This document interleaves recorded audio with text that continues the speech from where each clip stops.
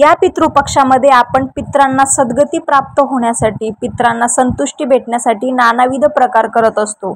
परंतु तुम्हाला माहित आहे की भगवद्गीतामध्ये 7व्या अध्यायात पितरांना सद्गती प्राप्त करण्यासाठीचे उपाय सांगण्यात आलेले आहे, किंवा नुसतं तुम्ही भगवद्गीतेचा 7वा अध्याय वाचला तरी पितरांना सद्गती प्राप्त होणार आहे। चला तर जाणून घ्यावं काय आहे त्याचं महत्त्व। भगवद्गीता 7वा अध्याय आणि पितृसद्गती, ज्ञान विज्ञान योग आणि पितृसद्गती मुक्ती।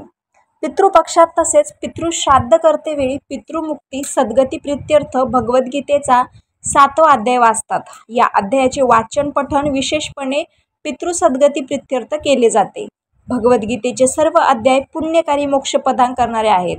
संपूर्ण भगवद्गीताचं मोक्ष प्रदान करणारे आहे। मग पितृसद्गती प्रित्यर्थ विशेषपणे हा अध्यायच का वाचला जातो, याचा संदर्भ शिव पार्वती संवादात आहे। भगवद्गीतेच्या प्रत्येक अध्यायाचे महात्म्य शिवजी पार्वती मातेला सांगतात।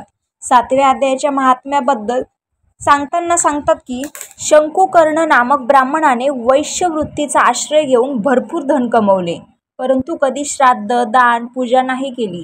सर्पदंशाने मृत्यू झाल्यानंतर त्याने घराबाहेर गाडून ठेवलेल्या धनावर सर्प योनीत येऊन राखण करत राहिला। पुत्राला स्वप्नात दृष्टांत देऊन त्याने गाडलेल्या धनाबाबत सांगितले। पुत्राने ते धन काढताना सर्प योनीतील त्याचा पिता समोर आला आणि म्हणाला, मला ह्या योनीच्या बंधनातून मुक्त कर। पुत्राने विचारले की मी त्यासाठी काय करू शकतो।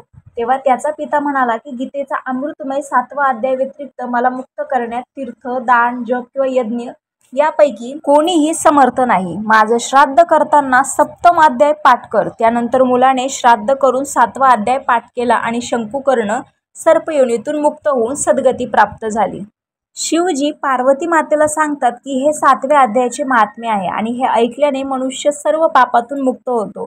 पितृपक्षात तसेच श्राद्ध करताना गीतेचा 7व्या अध्यायाचा पाठ पितृसद्गती प्रित्यर्थ करतात। ते यासाठीच ज्ञान विज्ञान योग या अध्यायात 30 श्लोक आहेत। वाचायला 10 मिनिट लागतात फक्त।